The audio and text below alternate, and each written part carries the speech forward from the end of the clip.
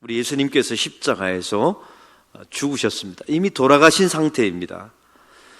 이 당시에 유대인들이 빌라도 총독을 찾아가게 되죠. 예수님의 다리를 꺾은 후에 예수님의 시체를 치워달라고, 저 강도 2명과 예수님의 시체를 치워달라고 요청하게 됩니다. 그 이유는 이렇습니다. 우리 다 같이 31절을 다 같이 읽겠습니다. 이날은 준비일이라 유대인들 그 안식일이 큰 날이므로 그 안식일에 시체들을 십자가에 두지 아니하려 하여 빌라도에게 그들의 다리를 꺾어 시체를 치워달라 하니. 아멘. 유대인들이 거룩하게 여긴 날이 안식일이었어요. 가장 거룩하게 신성하게 지키는 날이 안식일이었습니다. 근데 십자가에 안식일 전날에 이제 준비하고 있습니다. 근데 십자가에 3명이 십자가에 죽은 시체로 달려있는 거예요. 그래서 내일은 안식일을 지켜야 되겠고, 그래서 유대인들이 빌라도 총독을 찾아가게 된 겁니다. 저 시체 좀 치워달라고요. 그런데 한 가지 조건이 있었습니다. 예수님의 다리, 저 3명의 다리를 꺾은 다음에 치워달라고 요청을 하게 된 거예요. 여기는 이유가 있습니다. 그 당시에 사형수가 죽었는지 죽지 않았는지를 확인하는 방식이 바로 다리를 꺾는 거였어요. 이 당시에 보편적으로 행해졌던 사형의 관습이었던 겁니다. 군병들을 보십시오. 유대인들이 이렇게 요청합니다. 그러니까 이 요청을 들어줍니다. 우리 십자가에 가서 먼저 2명의 강도를 다리를 분질러 버려요. 아무런 반응이 없어요. 왜냐하면 이미 죽었으니까요. 그 다음 사례가 예수님이었습니다. 예수님을 보니까 이미 죽어 계신 겁니다. 근데 놀라운 것은 성경이 기록합니다. 예수님의 다리는 부러뜨리지 않았다는 것입니다. 대신 예수님에게 행한 것이 있습니다. 2명의 강도는 가만두었으나 예수님의 옆구리를 창으로 찔렀다는 말씀이 오늘 본문에 나와 있어요. 사랑하는 성도 여러분, 성경은 왜 이런 내용을 기록했을까요? 이게 도대체 무슨 의미이길래 이런 과정을, 여러분 한번 생각해 보세요. 2명의 다리는 분질렀어요. 그럼 형평성에 따르면 예수님의 다리도 분질러야 되는 것 아닙니까? 근데 예수님의 다리는 온전하게 나왔어요. 예수님의 옆구리는 찔렀습니다. 그러면 2명의 강도의 옆구리도 찔러야 되는 것 아닙니까? 근데 예수님의 옆구리만 찌르고, 창으로 찌르고 2명의 강도는 가만 놓아 두었다는 거예요. 여러분, 우연일까요? 로마 병정들이 실수였던 것입니까? 오늘 그런 이야기가 아닙니다. 성경 속에는 의미가 있어요. 특별히 요한복음은 해설서, 신학서라고 제가 말씀을 나눴습니다. 마태, 마가, 누가복음의 의미를, 이게 신학적인 의미가 무엇인가를 설명하는 내용이 요한복음에만 나와 있어요. 마태, 마가, 누가복음에는 예수님의 강도들의 다리가 분질러졌다, 예수님의 옆구리가 창에 찔렸다는 내용이 기록되지 않습니다. 그러니까 요한복음에만 이 내용을 기록한 이유가 있습니다. 왜 군병들이 예수님의 다리는 꺾지 않았을까요? 이게 오늘 이야기의 말씀의 주제입니다. 군병들이 보기에 예수님을 이미 죽어 있었습니다. 그래서 예수님의 다리를 분질을 필요가 없었던 것입니까? 그렇지 않습니다. 제가 아까 말씀드렸어요. 이 당시에 다리를 꺾는 행위는 아직 죽지 않은 사람을 죽이는 수단이 아니었던 겁니다. 이미 죽은 사람을 확인하기 위해서 부러뜨리는 거예요. 그러면 예수님의 다리는 더 분질러야죠. 왜? 예수님은 이미 죽어 계셨으니까요. 그런데 예수님의 다리는 꺾지 않았다라고 성경은 우리에게 분명하게 증언합니다. 요한복음이 말하고 있는 거예요. 여러분, 좀 이상하지 않습니까? 도대체 이게 어떤 의미일까요? 이상할 때는 성경 속에서 답을 찾으면 아주 정확하게 있어요. 오늘 이 사건에 대해서 성경은 36절에 이렇게 답합니다. 다 같이 읽겠습니다. 이 일이 일어난 것은 그 뼈가 하나도 꺾이지 아니하리라 한 성경을 응하게 하려 함이니라. 아멘. 성경에 이미 예언되어 있었다는 거예요. 성경에 예언된 것이 성취된 것이라는 이야기입니다. 병사들의 우연과 실수가 아니었던 겁니다. 하나님이 이렇게 시킨 거예요. 강도의 2 다리는 분질렀어요. 이미 죽었음에도 불구하고. 예수님도 똑같이 돌아가셨습니다. 그럼에도 불구하고 분지르지 않았어요. 성경이 응하게 하기 위해서. 도대체 하나님은 왜 이런 일을 벌이셨을까요? 왜 하나님께서 주도적으로 이 사건을 이렇게 끌어가셨냐는 거예요. 감고 나시사 온 우주와 세상 모든 만물의 주권자가 하나님이심을 믿으십니까? 여러분, 하나님께서 이 사건을 이렇게 주관하시고 끌어가신 거예요.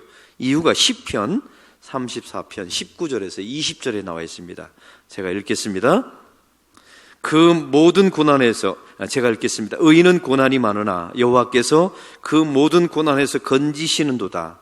그 모든 뼈를 보호하시며 그 중에 하나도 꺾이지 아니하도다. 아멘.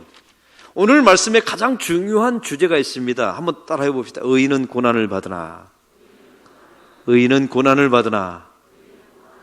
이게 이 말씀의 가장 핵심이에요. 하나님께서 시편을 통해서 이미 예언해 놓으신 겁니다. 의인은 고난을 당해요. 그러나 그의 뼈를 보호하신다는 겁니다. 그리고 예언하시죠. 그의 뼈가 꺾이지 아니할 것이다. 그럼 뼈가 꺾이지 않는 사람을 보면 뭐라고 말해야 된다고요? 이분은 의인이시다. 여러분, 성경은 이걸 말하고 싶어서 이 사건을 하나님께서 시편을 통해서 예언하시고 그게 이 십자가상에서 예수님을 통해서 성취되신 것인 줄로 믿습니다. 예수님의 다리가 꺾이지 않았습니다. 왜요? 그분은 의인이시니까요. 이 말을 하고 싶었던 거예요. 그 당시에 모든 죄인은 가장 극악한 죄인만 십자가에서 처형을 당했습니다. 근데 예수님은 십자가에서 달리셨어요. 예수님의 죄 때문에 죽은 게 아닙니다. 예수님은, 성경은 단연코 말합니다. 이 예수님의 뼈가 꺾이지 않는 것을 보라. 이분은 의인이시다. 의인으로서 달리신 거예요. 그리고 세상의 모든 죄인의 죄를 짊어지시고 그 의인이 십자가에서 죽으신 것이죠. 자기 자신의 죄 때문에 죽는 것이 아니다. 이걸 십자가상에서 예수님께서 하나님의 의도하심 가운데 보여준 거예요. 예수님은 의인이셨습니다.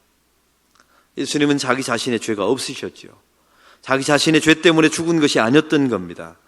이게 오늘 본문의 가장 중요한 메시지입니다. 예수님께서 사람의 몸을 입고 이 땅에 오신 이유 가운데도, 다시 표현합니다, 성육신이라고 말하죠. 예수님이 사람의 몸을 입고 이 땅에 오신 이유 가운데도 예수님의 의인됨이 담겨져 있어요. 그 메시지 안에. 제가 우리 교회 안락교회 부임해서 11년 되었습니다. 11년 동안에 제가 이 메시지를 수십 번도 반복했어요. 우리 안락교인이라면 우리 교회 6년, 7년만 다녔으면 이 내용을 완전히 달달 외웁니다.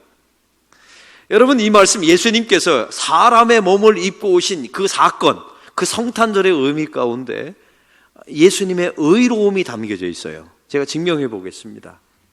예수님께서 이 땅에 사람의 몸을 입고 오신 이유가 무엇입니까? 사람의 몸을 입고 오셔야만 되는 이유가 무엇입니까? 몇 가지 이유를 대겠습니다. 첫 번째는 모든 사람이 다 죄인입니다. 성경은 우리에게 증언하죠. 의인은 없나니 하나도 없으며 모든 사람이 죄를 범하였음에 하나님의 영광에 이르지 못하더니. 성경은 우리에게 단호하게 말합니다. 우리는 다 죄인이라는 거예요. 여기서 말하는 죄는 하마르티아입니다. 타겟에서, 관역에서 벗어나다 하나님의 뜻대로 살지 않고 내 뜻대로 살아요. 하나님이 내 인생의 주인이 되지 않고 내가 주인으로 삽니다. 하나님을 나의 힘으로 삼지 않고 세상을 나의 힘으로 삼고 살아가는 존재가, 이게 죄, 하마르티아예요. 하나님을 이용해서 세상이 힘이라고 말하는 것을 나의 인생에 장착하려는 행위, 이 자기 숭배가 성경이 말하는 죄였던 것입니다. 인간은 다 죄인이에요. 어린아이는 죄인이 아닙니까? 어린아이도 죄인입니다. 첫 번째, 태어나서 배우는 말들이 있어요. 무엇이라고요? 싫어, 안 돼, 내 거야, 1,000원만. 이 순서대로 배워요. 다 죄인입니다.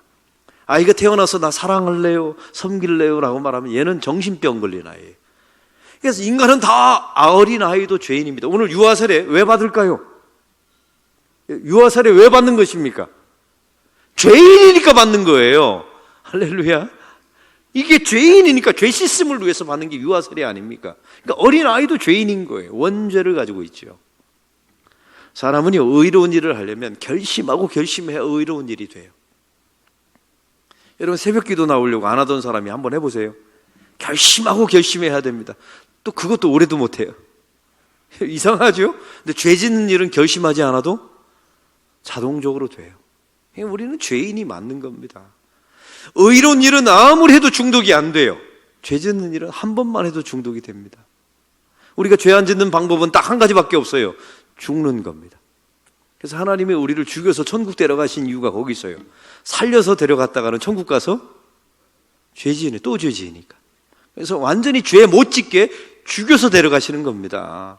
그래서 우리는 죄인이에요. 죄인일 수밖에 없지요. 죄인됨이 이렇게 증명될 수밖에 없습니다. 성경은 죄인에 대해서 뭐라고 증언합니까? 죄의 싹슨 대가는 사망이라고 말합니다. 저와 여러분은 다 멸망해야 돼요. 이게 우리의 숙명이었던 겁니다. 그런데 여기에 하나님의 딜레마가 있어요. 우리를 다 멸망하기 위해서 창조하지는 않았지 않습니까? 우리를 사랑하기 위해서, 구원하기 위해서 지었는데 죄로 인하여 다 죽을 수밖에 없는 거예요. 그 하나님께서는 두 가지 속성을 가지고 있어요. 하나는 사랑의 속성과 또 하나는 공의입니다. 이게 하나님의 인격성이에요. 하나님의 완전하심입니다. 하나님은 사랑의 하나님이세요. 탕자의 아버지 보세요. 얼마나 완벽한 하나님, 아버지 사랑의 하나님입니까? 근데 공의의 또한 하나님이세요. 죄 지은 자는 하나님께서 심판하십니다. 그 심판을 십자가에서 당신의 아들을 죽이시면서 거기다 진노를 쏟아부어요. 얼마나 공의로우시나요? 이 사랑과 공의의 하나님께서 만약 우리에게 이랬다고 합시다. 내가 너 사랑하니까 그냥 용서하마. 이러면 문제가 있어요. 우리에게는 좋지만요, 사랑의 하나님은 만족되지만 공의의 하나님은 거짓말이 되는 거예요. 하나님이 이런 일을 하지 않습니다. 또 하나님이 여러분에게 오셔서 네가 죄 지었으니 네가 죽어라, 얼마든지 할 수 있지요. 근데 이러면 공의의 하나님은 만족되지만 사랑의 하나님은 거짓말이 되는 겁니다. 탕자의 아버지는 어디 간 겁니까? 이 죄만은 죽을 수밖에, 멸망할 수밖에 없는 저와 여러분이 살아날 수 있는 방법은 딱 한 가지밖에 없어요. 누군가 대신 죽어주는 겁니다. 그 대신 죽어주는 분은 두 가지 조건이 있어야 돼요. 첫 번째, 의인이어야 합니다. 이게 오늘 메시지와 맞아 떨어지는 거예요. 의인이어야 돼요. 만약 죄인은 자기 죄 때문에 죽는 것이지 남의 죄 때문에 죽을 수가 없어요. 그래서 죄 없으신 하나님의 아들이 선택된 거예요. 대속을 위해서. 그리고 두 번째 조건, 사람이어야 합니다. 신은 죽을 수가 없지 않습니까? 그래서 죄 없으신 의인이신 예수님께서 사람의 몸을 입고 이 땅에 오셔서 십자가에서 죽으신 거예요. 그리고 뼈가 꺾이지 않습니다. 왜요? 의인이시니까요. 성경은 이걸 증언하고 있는 거예요. 뼈가 꺾이지 않는 것을 보아라. 시편에 너에게 예언했던 의인은 고난을 받으나 그의 뼈를 보호하시며 내가 그의 뼈를 꺾지 아니하리라. 이 말씀이 이렇게 응하였노라. 할렐루야. 성경은 이걸 보여주시는 거예요. 그래서 이 성탄절의 기쁨도 있지만 십자가 밑에 서서 뼈가 꺾이지 않는 예수님을 바라보셔야 합니다. 예수님은 의인이십니다. 예수님은 죄가 없으세요. 죄가 없으심에도 불구하고 우리의 죄 때문에 죽으신 것입니다. 우리는 그분 앞에 나와서 우리가 고백할 수 있는 것은 한 가지밖에 없어요. 뼈가 꺾이지 아니하신 예수님의 죽음 앞에 우리는 죄인됨을 고백할 수밖에 없습니다. 우리는 허물을 고백할 수밖에 없어요. 우리는 그분 앞에 나의 공로를 말할 수가 없습니다. 뼈가 꺾이지 아니하신 이분을 바라보라. 이분이 유일하신 의인이시다. 이렇게 말하는 십자가 앞에서 어떻게 나의 의인됨을 말할 수 있습니까? 하나님, 우리는 나의 구원에 기여한 바가 없습니다. 나는 허물이 많습니다. 이걸 고백할 수밖에 없죠. 이게 성탄절이며 이게 십자가 밑에 하나님의 백성들의 모습인 줄로 믿습니다.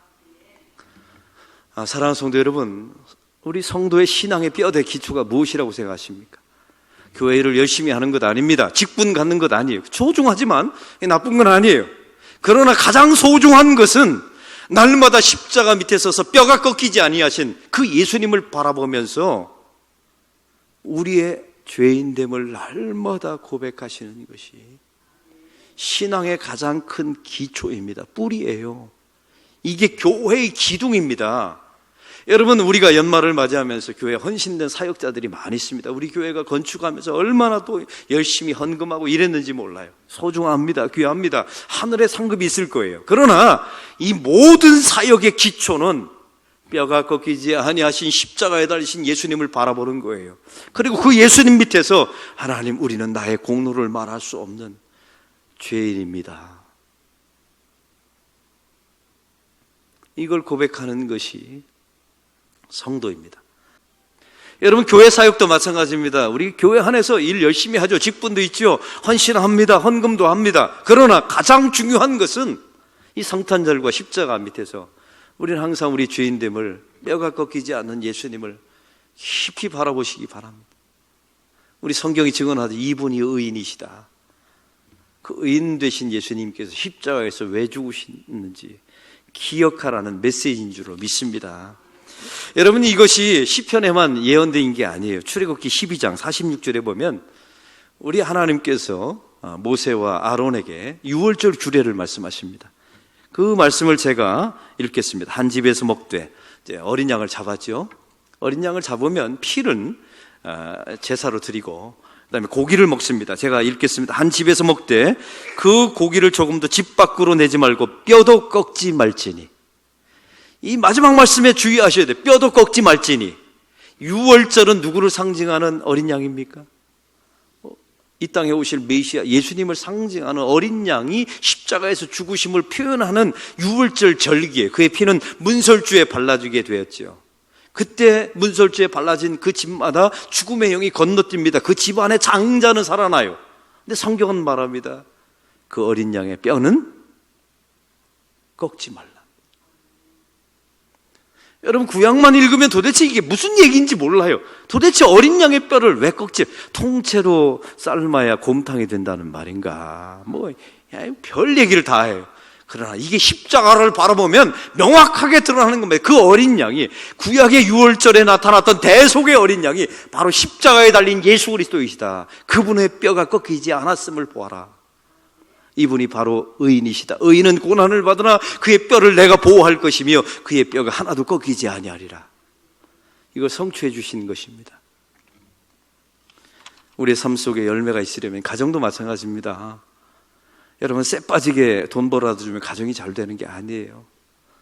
내 아내와 자식을 내가 열심히 섬기고 하면 여러분의 가정이 잘 되는 게 아닙니다. 이 가정의 성도의 기초는 뼈가 꺾이지 않으신 예수님 앞에 남편과 아내와 모든 자녀가 함께 서 있는 가정이 복된 가정이에요. 하나님, 우리는 다 죄인입니다. 한 지붕 밑에 네 죄인이 살고 있습니다.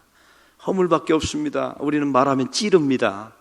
나의 이기적인 존재입니다. 주님, 저를 용서해 주십시오. 이게 고백되어지는 가정만 삽니다. 여러분, 이게 고백되어지는 교회만 살리는 거예요. 오늘 성경에 보면 또 두 번째 주제가 있죠. 왜 예수님의 옆구리만 찔렸을까요? 다 똑같이 죽었어요. 근데 예수님의 옆구리만 창으로 찔리게 됩니다. 오늘 37절의 성경은 이것 또한 성경이 응하게 된 것이라고 우리에게 말씀하고 있죠. 그 응하게 된 내용이 무엇일까요? 스가랴 12장 10절입니다. 제가 읽겠습니다.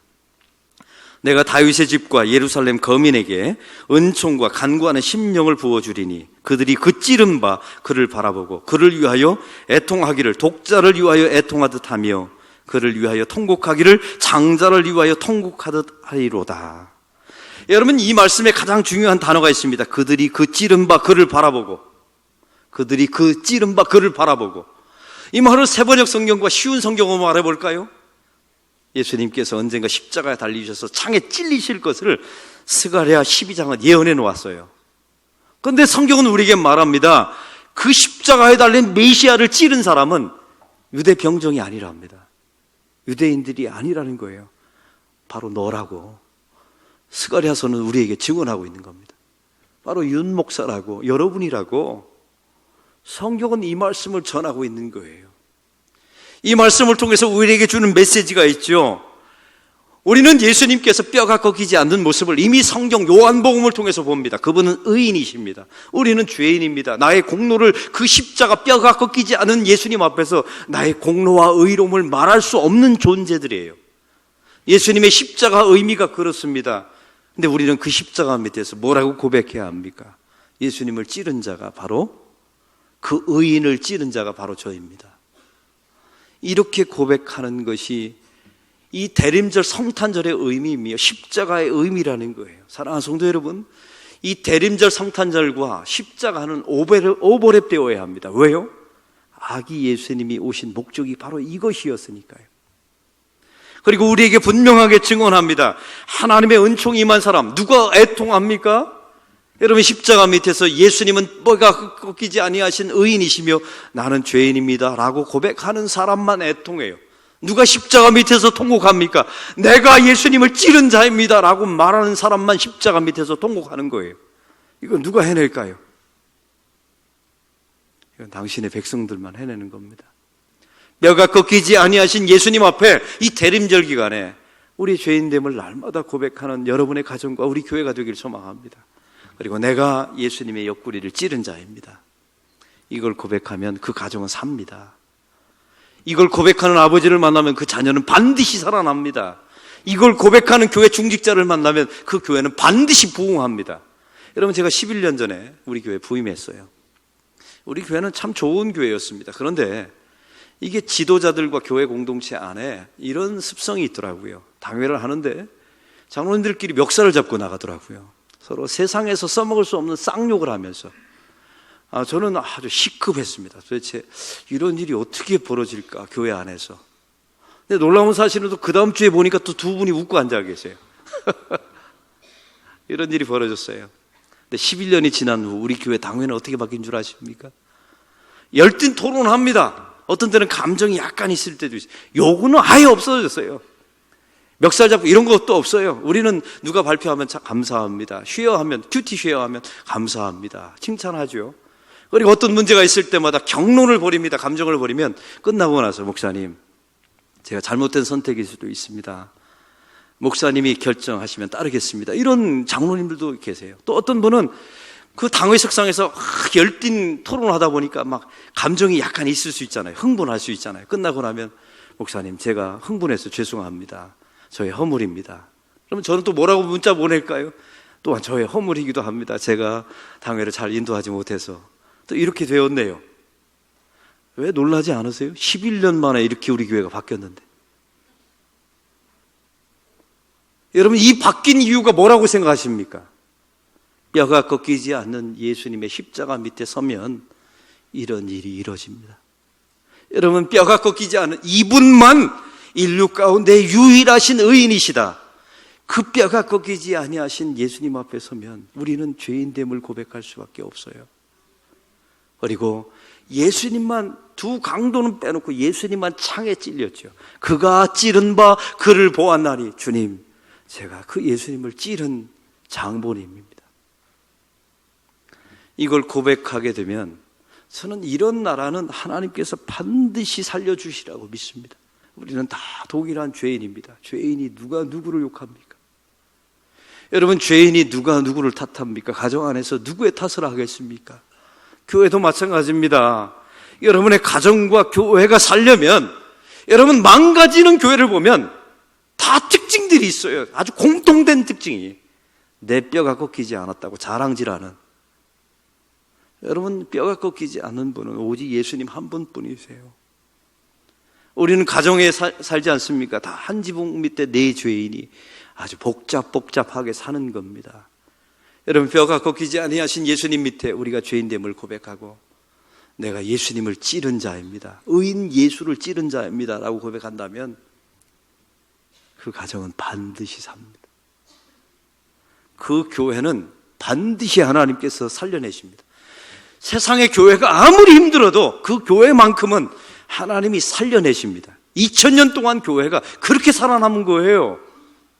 여러분, 교회 건물을 크게 짓고 이보다 더 좋은 이런 교회는 영국 교회 가보세요. 다 술집으로 바뀌었습니다. 박물관으로 다 바뀌었어요.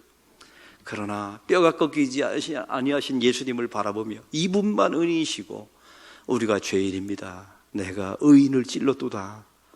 이걸 고백하는 교회는 2000년 동안 살아남았습니다. 하나님께서 그런 교회, 그런 국가만 반드시 살려내실 줄로 믿습니다. 이런 교회, 이런 가정, 이런 국가가 되기를 위해서 기도하는 저와 여러분이 되기를 소망합니다. 이렇게 해서 2020년도 살아납시다. 더 살아나고 여러분의 가정이 더 이런 기초가 튼튼해서 이 가정 속에 이런 리바이벌의 역사가 우리 자녀와 부부 안에 일어나기를 주의 이름으로 축원합니다.